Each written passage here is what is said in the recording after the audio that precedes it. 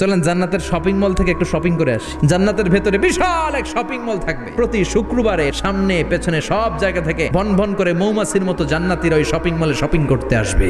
ইচ্ছে মতো দেদারসে পোশাক কিনবে, ইচ্ছে মতো শপিং করবে, টাকা দেয়া লাগবে না, ক্রেডিট কার্ড লাগবে না। সুবহানাল্লাহ পড়েন। জান্নাতে যারা ঢুকবে তাদেরকে রেশমের তৈরি পোশাক দিয়ে পোশাক বানিয়ে দেওয়া হবে। সবুজ মিহি সিল্কের রেশমি কাপড় দিয়ে ড্রেস আপ করা হবে, যেটার মধ্যে স্বর্ণ দিয়ে এমব্রয়ডারি করা ডিজাইন থাকবে। সর্বপ্রথম জান্নাতীদেরকে কি খাওয়ানো হবে জানেন? মাছের ভুনা কলিজা। খাইতে খাইতে শেষ।